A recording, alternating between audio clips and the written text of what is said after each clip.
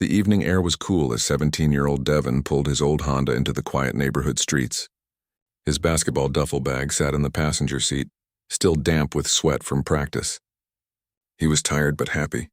Coach had just told him there were scouts coming to watch their next game. College basketball wasn't just a dream anymore. It was becoming real. Devin turned up the radio and smiled to himself. His father would be proud when he heard the news. Dad had always pushed him to work hard, stay focused, and keep his grades up. Excellence isn't optional, his father always said. Devin had taken those words to heart. The streetlights flickered on as he drove through the familiar roads of his neighborhood. He was maybe 10 minutes from home. His stomach growled, reminding him that his mom's cooking was waiting. Well, his mom was gone now, had been for years, but his dad had learned to cook pretty well. Tonight was supposed to be spaghetti night. That's when he saw the flashing lights in his rearview mirror. Devin's heart sank a little, but he stayed calm. He knew the drill.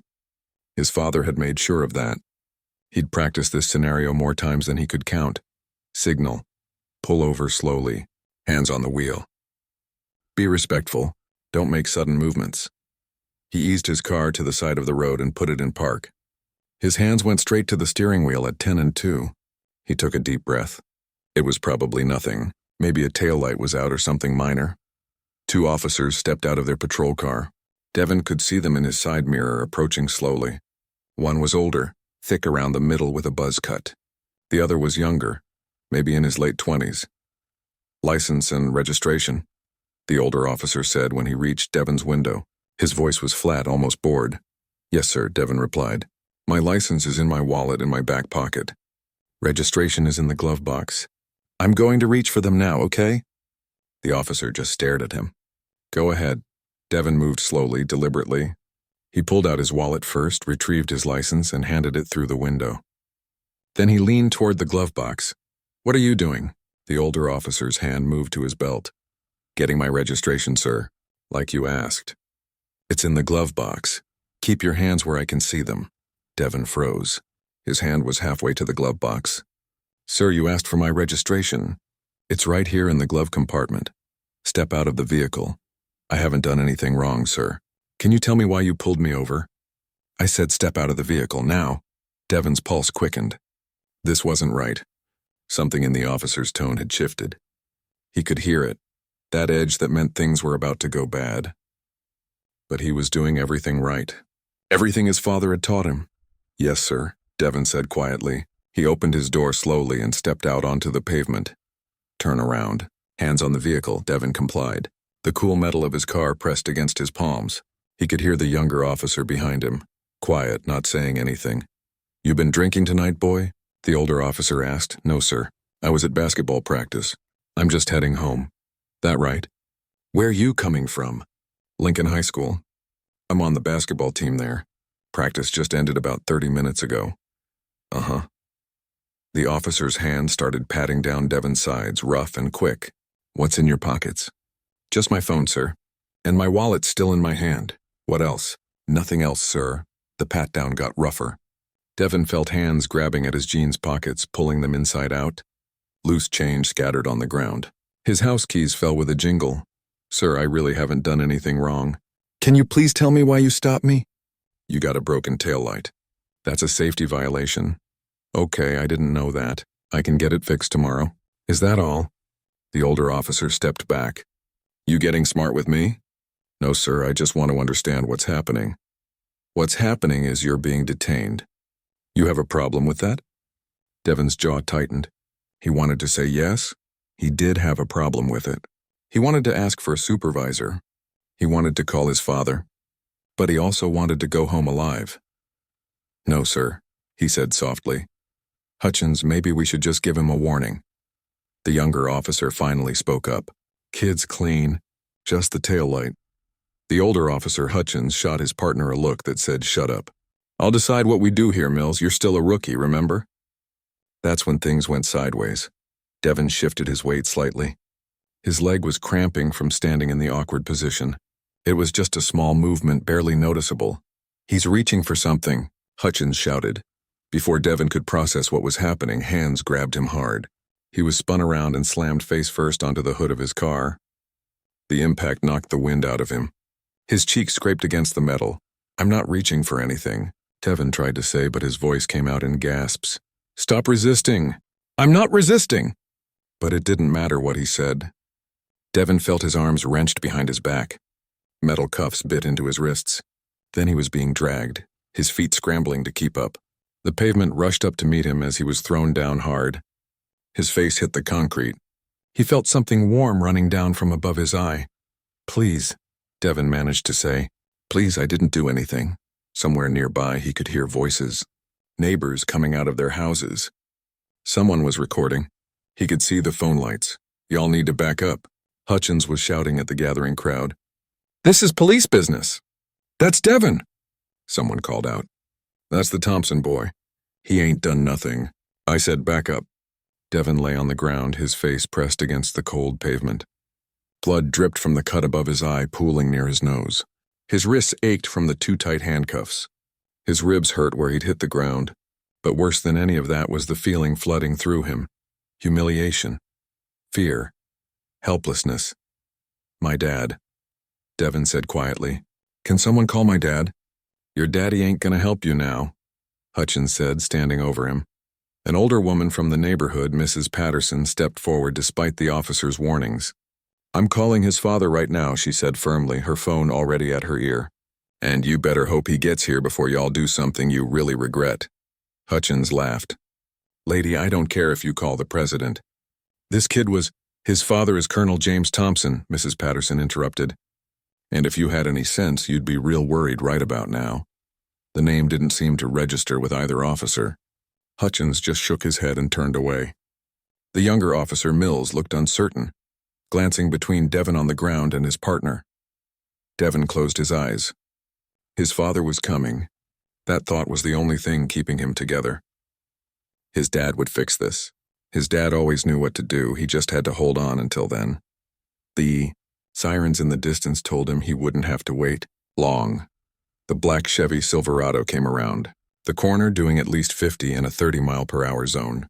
It wasn't speeding recklessly. It was speeding with purpose. The kind of driving that said someone had received a phone call that made their blood run cold. Colonel James Thompson had been making dinner when Mrs. Patterson called. The spaghetti sauce was simmering on the stove. He'd been humming along to an old Marvin Gaye song on the radio. Then his phone rang and everything stopped. "Colonel Thompson, it's Diane Patterson from down the street. You need to get to Maple and 5th right now. The police have Devin on the ground." "They hurt him, James. They hurt your boy." James didn't remember turning off the stove. He didn't remember grabbing his keys or his wallet. One moment he was in the kitchen. The next he was in his truck driving through the neighborhood streets with his jaw clenched so tight it hurt. He could see the flashing lights 2 blocks away. Red and blue painting the twilight sky. A small crowd had gathered on the sidewalk, phones out, recording. James parked his truck and stepped out. Even at 52, James Thompson moved like a much younger man. Years of military discipline had kept him in shape. His back was straight, his shoulders squared. His gray-flecked hair was cut military short. But it was his eyes that people noticed first. They were the eyes of someone who had seen things most people couldn't imagine. Eyes that missed nothing. He walked toward the scene, his boots making steady sounds on the pavement. His heart was pounding, but his face showed nothing. Control. Always maintain control. That's what had kept him alive through 25 years of the most dangerous operations in military history. Then he saw his son. Devin was still on the ground, handcuffed, blood running down the side of his face. His shirt was torn. His lip was split. And his eyes, those eyes that usually held so much light and laughter, looked hollow. Something shifted in James's chest. Something old and dangerous that he'd learned to keep locked away. But this was his son, his boy. The most important thing in his world. "Devin," James said, his voice calm but loud enough to carry. Devin's head lifted. "Dad." Just that one word, but James heard everything in it. The relief, the pain, the shame that his son felt even though he'd done nothing wrong. The same shame James had felt more times than he cared to remember when he was young, before the military gave him a different kind of armor. "I'm here now," James said. "Everything's going to be okay." Officer Hutchins stepped between James and Devin. "Sir, you need to step back. This is an active police situation." James looked at him, really looked at him. He'd evaluated threats for most of his adult life. This man was scared, trying to cover it with authority, overcompensating for something. Probably knew he'd gone too far. "That's my son," James said evenly. "And I'm not going anywhere. Sir, I'm ordering you to step back or you'll be arrested for interfering with police business." "Officer?" James reached slowly into his jacket pocket. Both officers tensed. James noted that, filed it away. "I'm getting my identification." Moving slowly. "Do you see my hands?" "Yeah, I see them." James pulled out his wallet and produced his military ID. He held it up. "Colonel James Thompson, United States Army, retired. Now I'm going to ask you one time to explain to me why my 17-year-old son is bleeding on the ground." Hutchins glanced at the ID, barely looking at it. "With all due respect, Colonel, your rank doesn't matter here. This is a civilian matter." "You're right," James said quietly. "It doesn't matter. What matters is that you've assaulted a minor during a traffic stop. What matters is that there are 20 witnesses recording this. What matters is that you're going to explain yourself right now." The younger officer, Mills, looked uncomfortable. "Sir, we pulled your son over for a broken taillight. Things escalated when we thought he was reaching for something." "Was he?" "We thought—" "I didn't ask what you thought. I asked what he did. Was my son reaching for a weapon?" Mills looked at the ground. "No, sir." "Was he verbally abusive?" "No, sir." "Did he attempt to flee?" "No, sir." James turned to Hutchins. "Then why is he bleeding?" "He was resisting arrest." "For a broken taillight?" James's voice stayed level, but something in his tone made even the crowd go quiet. "You arrested a teenager for a broken taillight?" "He matched the description of a suspect in a robbery last week." "What description was that?" Hutchins shifted his weight. "Young black male, approximately 6 feet tall. That's not a description.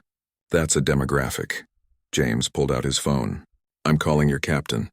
And then I'm calling my lawyer. And then I'm calling every news station in this city. Now hold on. No, you hold on." James's voice finally rose just a fraction, but it carried command. 25 years of leading soldiers in combat zones made men listen when he spoke. "You hold on and you think very carefully about what happens next. Because I promise you, if my son isn't uncuffed and treated by paramedics in the next 60 seconds, this becomes the biggest mistake you've ever made." "Are you threatening me?" "I'm giving you facts." 60 seconds. Hutchins started to respond, but his radio crackled. "Unit 7, this is dispatch. Captain Reeves is en route to your location. ETA 3 minutes." The officer's face went pale. He grabbed the radio. "Copy that." James noted the reaction. Hutchins knew that name. Knew it and feared it. "Good." "Dad," Devin said from the ground. His voice was small, younger than 17.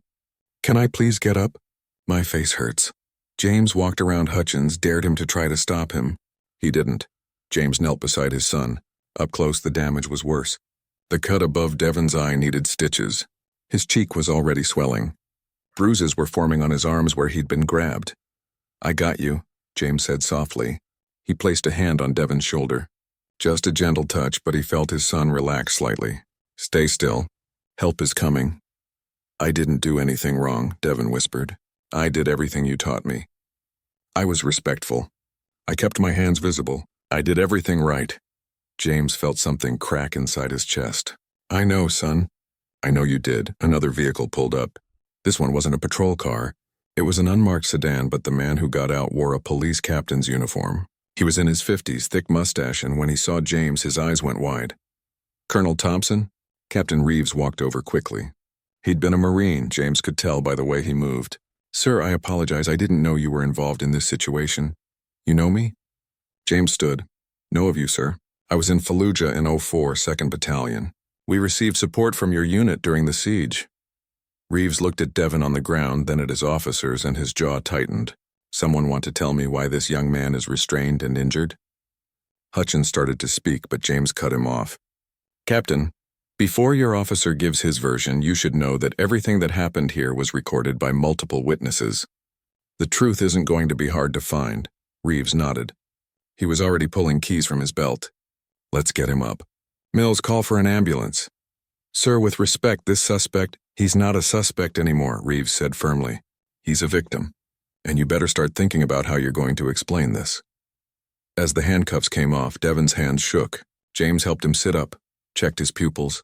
assessed the damage with the practiced eye of someone who'd done combat first aid more times than he could count. "Ambulance is coming," James said. "Just breathe." "I was so scared," Devon admitted. "I know, but you're safe now." Captain Reeves stood off to the side, watching. When he caught James's eye, he gave a small nod. A Marine respecting a soldier. A father understanding another father's pain. But James wasn't done. Not by a long shot. This wasn't over just because someone finally showed up who recognized his name. This was about something bigger than him. Bigger than his reputation or his service record. This was about his son learning that he mattered. That his life had value. That justice wasn't just for some people. And James was going to make sure Devon learned that lesson no matter what it took. The police station smelled like burnt coffee and old paperwork.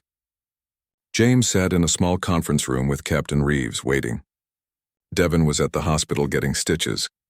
Mrs. Patterson had offered to stay with him, and James had reluctantly agreed. There were things that needed to be handled here first. The door opened, and Police Chief Raymond Walker entered.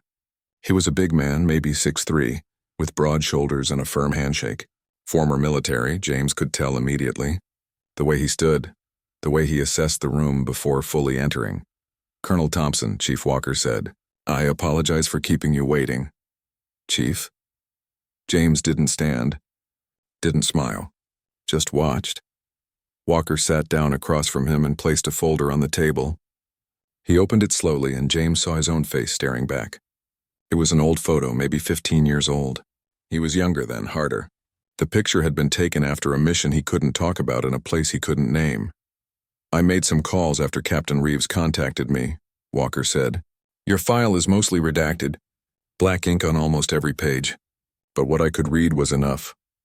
"That file should be classified," James said quietly. "It is, but I still have some friends in the Pentagon who remember names. Your name came up more than once."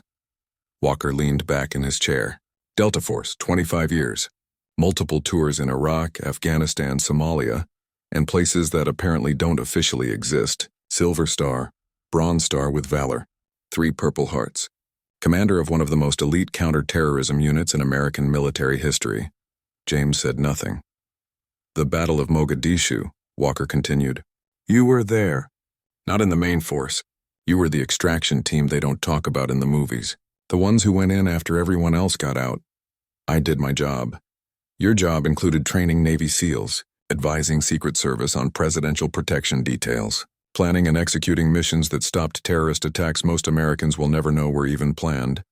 Walker closed the folder. "One source told me you once held a position for 18 hours with a dislocated shoulder until your team could complete their objective. Your point, Chief?" "My point is that you're a genuine American hero, and 2 of my officers just assaulted your son during a routine traffic stop, so I understand if you want blood." James finally met his eyes. "You're wrong about something. What's that?" "I'm not a hero. I'm a soldier who did what needed to be done." "There's a difference," James leaned forward. "And I don't want blood. I want change." Walker nodded slowly. "Tell me what happened out there."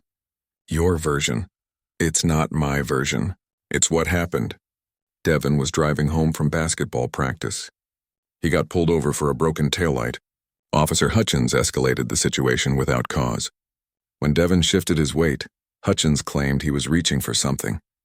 "My son was assaulted, thrown to the ground, and handcuffed despite not resisting, not being verbally abusive, and not committing any crime beyond a minor equipment violation." "I've seen the body camera footage," Walker admitted. "It's bad. It's more than bad. It's criminal." "I agree." Walker rubbed his face. He looked tired suddenly. "Officer Hutchins has had complaints before. Nothing we could make stick, but patterns don't lie. This time, with the video evidence and the witnesses, we have a case." "What about Officer Mills? The younger one?" He tried to de-escalate, suggested they just give your son a warning. Hutchins shut him down. James absorbed this information. Mills looked uncomfortable the whole time. Like he knew it was wrong but didn't know how to stop it. "That's a problem too," Walker said. "Good cops staying silent while bad cops do bad things." The door opened again. Officers Hutchins and Mills entered with their union representative, a tired-looking man in a cheap suit. Hutchins looked defiant. Mills looked like he wanted to be anywhere else. James studied them both. In his years of military service, he'd learned to read people, to see beyond the masks they wore. Hutchins was angry, feeling victimized, probably already convincing himself he'd done nothing wrong. Mills was different. He was young, maybe 26 or 27, still had that look of someone who believed in things, believed in right and wrong. "Sit down," Chief Walker said. It wasn't a request, they sat. "I'll make this simple," Walker began. "We have multiple videos of tonight's incident. We have witness statements. And we have a young man in the hospital getting his face stitched up after a traffic stop that should have resulted in a warning or a simple citation." "Chief, if I could explain," Hutchins started. "You'll get your turn." Walker's voice was ice. "But first, Colonel Thompson has something to say." James looked at both officers. He'd led men in combat. He'd given speeches to generals. He'd briefed senators and presidents. But this was different. This was personal in a way that made all of that feel easy by comparison. "I'm not here as a colonel," James said quietly. "I'm here as a father. My son is 17 years old. He's an honor student. He's never been arrested, never been in trouble. He volunteers at a youth center on weekends. He wants to play college basketball and become a teacher." Hutchins stared at the table. Mills looked at James, really looked at him. "When Devin was 12, James continued, I had to sit him down and have a conversation I wish I'd never had to have. I had to teach him how to survive a police encounter. I had to explain to him that he would be seen as a threat simply because of the color of his skin. I had to tell him that doing everything right might not be enough." James's voice stayed level, but his hands were clenched under the table. "Do you know what it's like to teach your child that the people who are supposed to protect him might hurt him instead? To watch the innocence leave his eyes as he realizes the world sees him differently than it sees other kids?" Mills shifted in his seat. His jaw was tight. "I fought for this country for 25 years, James said. I bled for it. I lost friends in deserts and mountains halfway around the world. I did things I can't talk about to keep Americans safe. And tonight I watched my son get brutalized on American soil for having a broken taillight." "With respect, Colonel," Hutchins finally spoke up, "I made a judgment call based on my training and experience. Your son matched a description, and when I thought he was reaching, he matched what description?" James's voice sharpened. "Be specific. A young black male, approximately 6 feet, and that's not a description. That describes millions of people. My son is an individual. He has a name. Devin Thompson. He has dreams and fears and people who love him.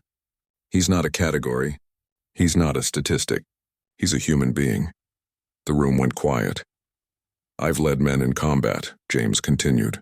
"I know what real threats look like. I know what it means to make split-second decisions under pressure. And I'm telling you right now, there was no threat in that situation except the one you created." James pulled out his phone and set it on the table. He opened a video and turned the screen toward them.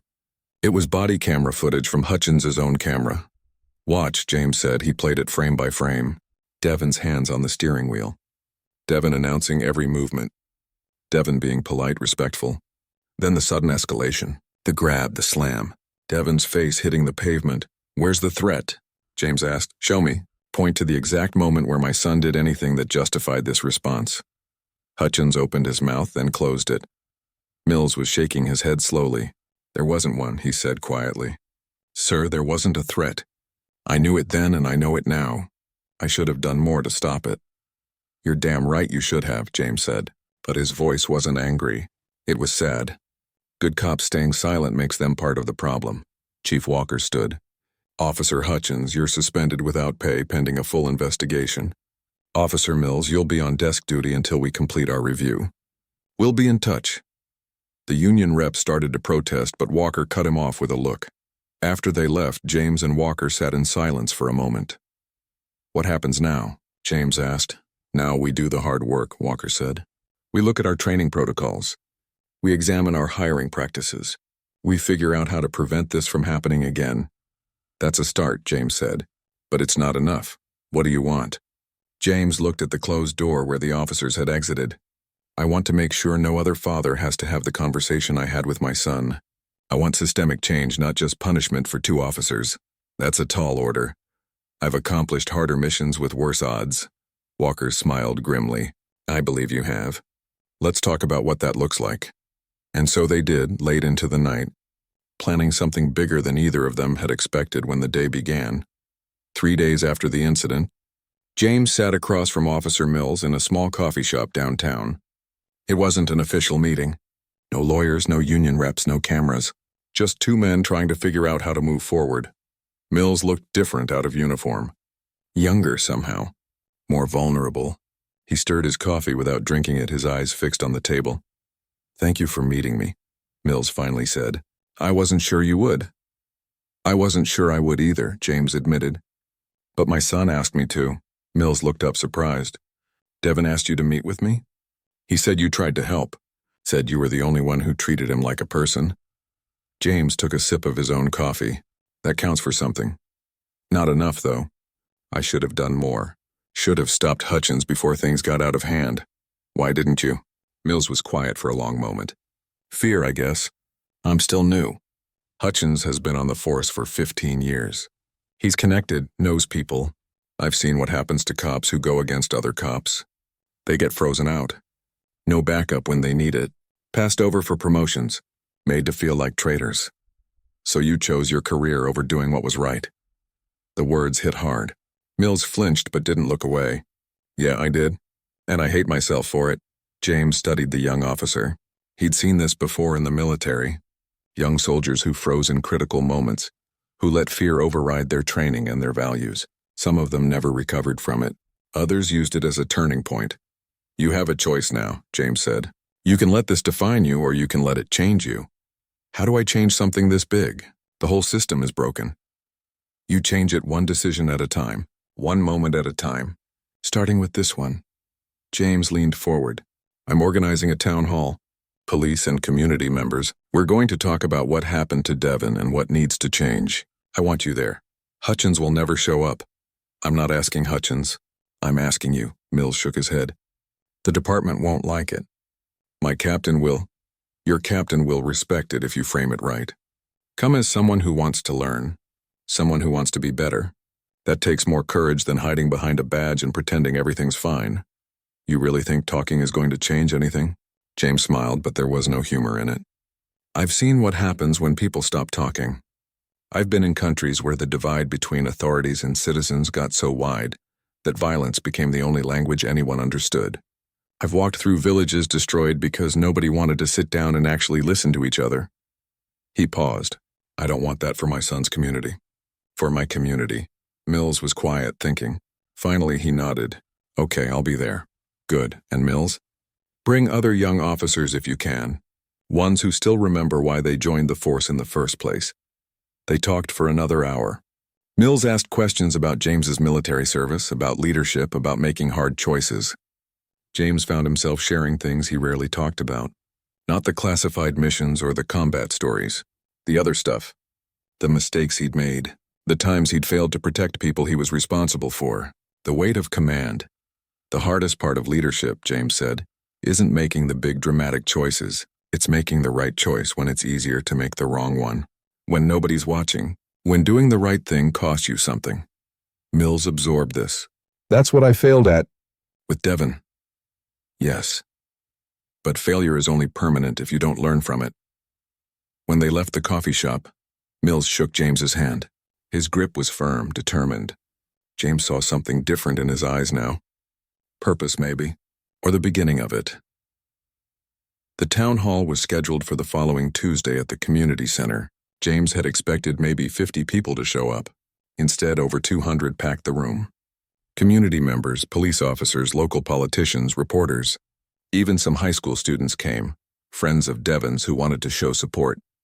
James stood at the front of the room with Chief Walker, Captain Reeves, and a few community leaders. Devin sat in the front row, the stitches above his eye still visible.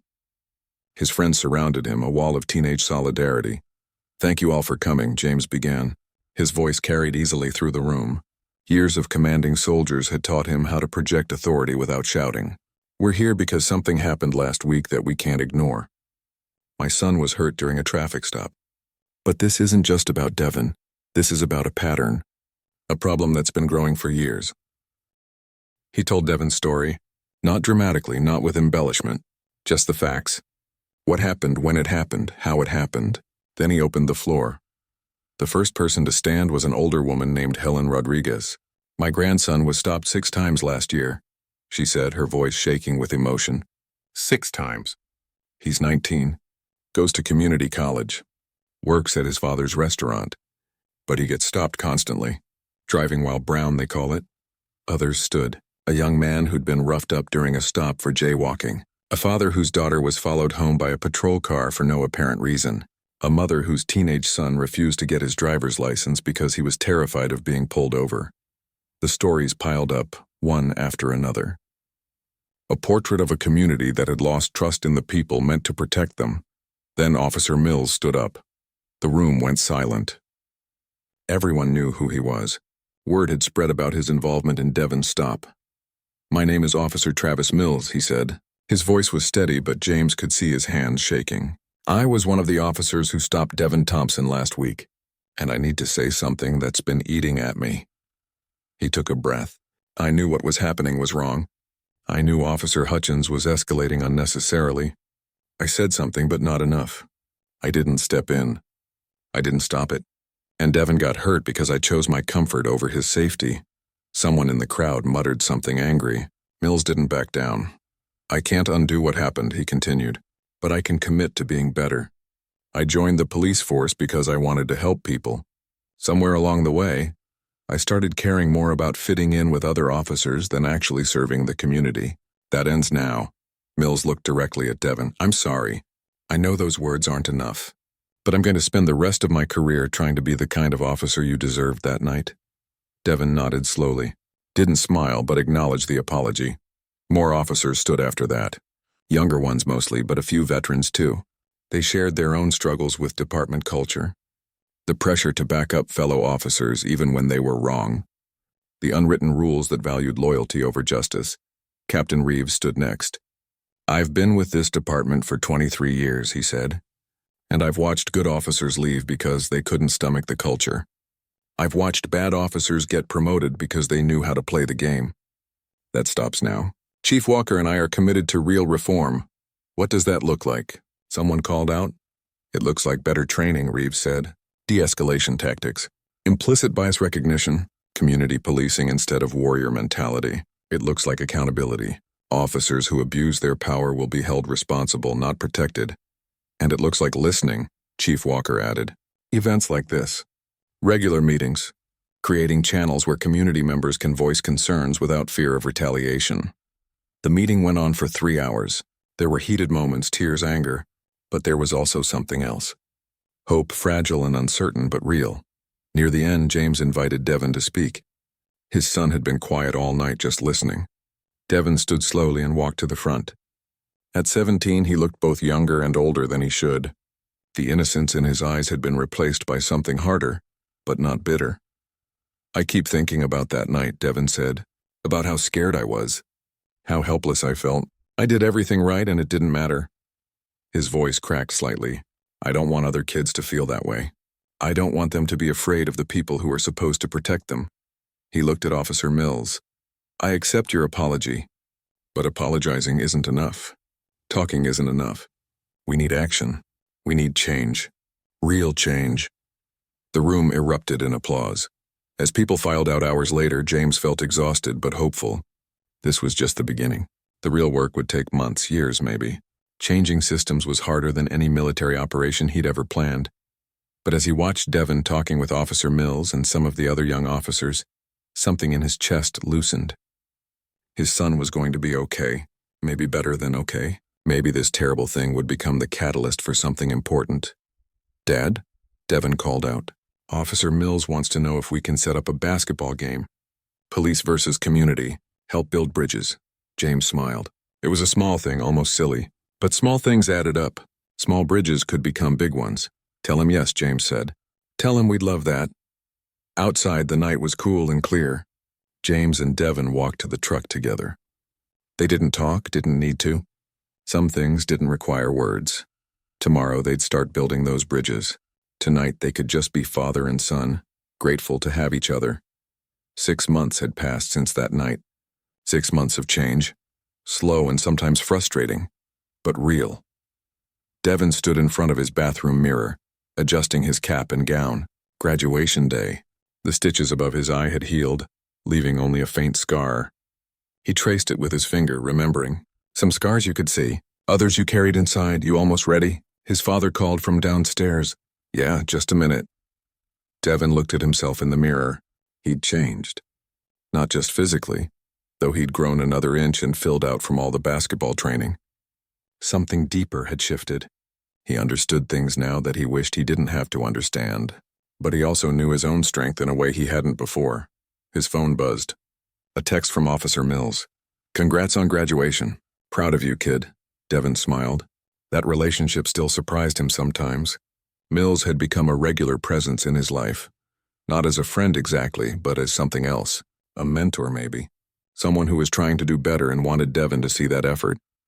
Downstairs, his father was making breakfast. Pancakes, Devin's favorite. James looked up when his son entered, and his face split into a wide grin. There he is. High school graduate? Not yet. Ceremony's not till 2. Details. James flipped a pancake expertly. You're graduating with honors, got a full ride to state, and you're already signed up to speak at 3 more schools about your experience. I'd say that counts as success. Devin sat at the kitchen table. The same table where months ago his father had helped him process the trauma of that night.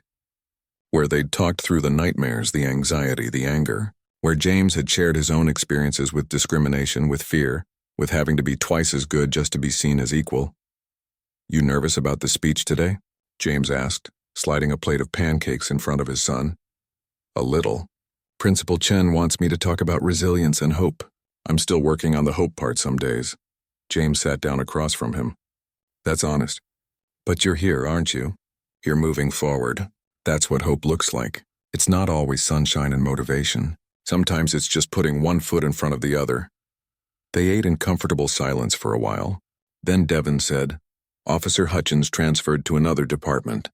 Did you hear? I heard. 3 towns over. Think he learned anything? James considered this. I don't know. Some people change. Some people just move their problems somewhere else.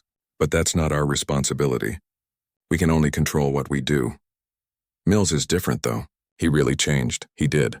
And you know why? Because he chose to face what he did wrong. That takes real courage, Devin nodded. Mills had been true to his word. He'd enrolled in additional training on de-escalation and community policing.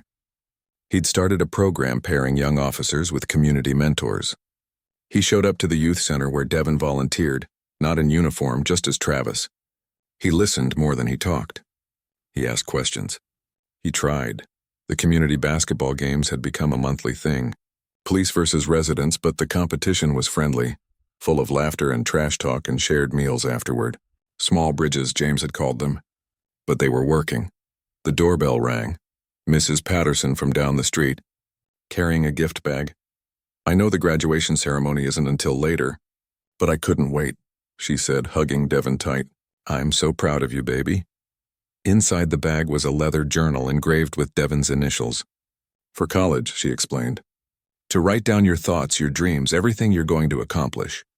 More neighbors stopped by throughout the morning. The community had rallied around Devin in ways that still moved him.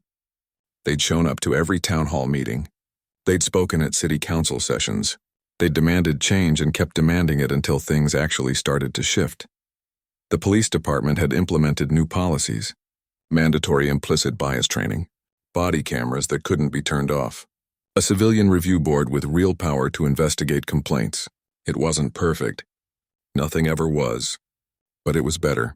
At 1 o'clock, James and Devin drove to the high school.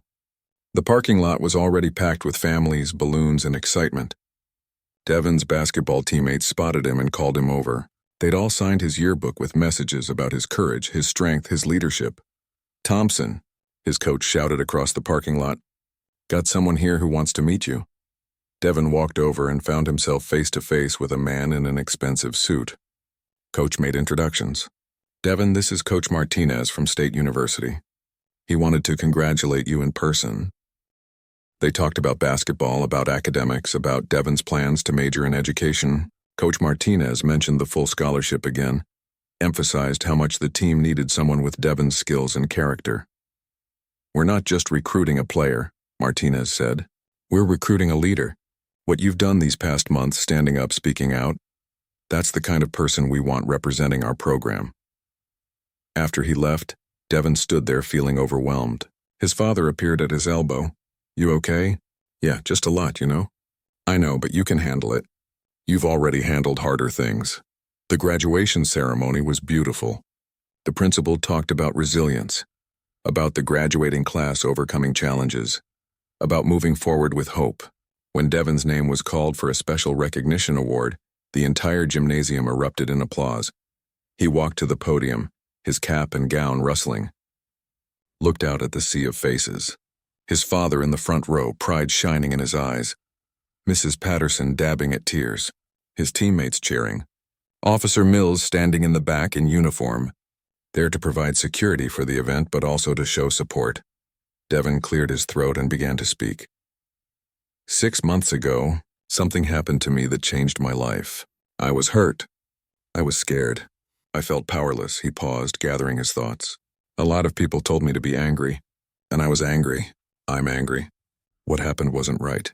But I learned something important from my father, something he learned leading soldiers in some of the hardest places in the world.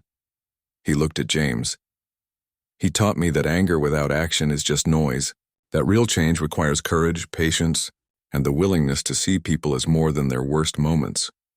Devin talked about the town halls, the difficult conversations, the slow process of building trust.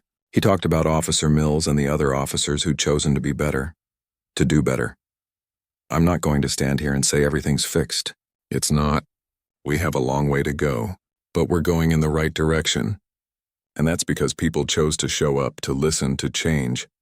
He pulled a small piece of metal from his pocket, the broken tail light that had started everything. His father had given it to him a week ago. This is what pulled me over that night. A broken light. Such a small thing. But it taught me that small things matter. A small kindness can change someone's day. A small act of courage can inspire others. A small moment of choosing what's right over what's easy can shift the direction of an entire community. Devin held up the broken light. I'm keeping this as a reminder. Not of what broke, but of what we built from the broken pieces. We built dialogue. We built understanding. We built bridges. The applause was deafening. After the ceremony, Devin found Officer Mills in the parking lot. That was a good speech, Mills said. Thanks for being here. Wouldn't have missed it. Mills hesitated, then added, I meant what I said at the town hall. I'm going to spend my career being better. For you, for everyone. I know you will. They shook hands, and in that moment, Devin felt something release. Not forgiveness exactly. The hurt was still there. But something else. Hope, maybe. The real kind. The kind that acknowledged the pain but chose to move forward anyway. That evening, James and Devin sat on their back porch, watching the sunset. The same porch where James had taught Devin to tie his shoes, to throw a football, to be a good man. I'm proud of you, son, James said quietly, not because of your grades or your basketball scholarship. I'm proud of who you are, how you've handled everything. I learned from the best. James smiled. You're going to do great things, Devin. At college, in life, all of it. You've already done great things. Devin leaned back in his chair, the broken tail light sitting on the table between them. A reminder and a promise. Things break. People fail. Systems fall short. But with courage and determination and hope, broken things could be made better. Not perfect, but better. And sometimes, better was enough. The sun dipped below the horizon, painting the sky in shades of orange and gold. Tomorrow, Devin would start packing for college. Next week, there was another town hall meeting scheduled. Next month, he'd be speaking at a regional conference about youth and police relations. But tonight, he was just a kid sitting with his father, grateful to be alive, ready to face whatever came next. The broken pieces had become something new, something stronger, and the light that had broken that night had led them somewhere neither of them expected. Home. To each other. To their community. To hope.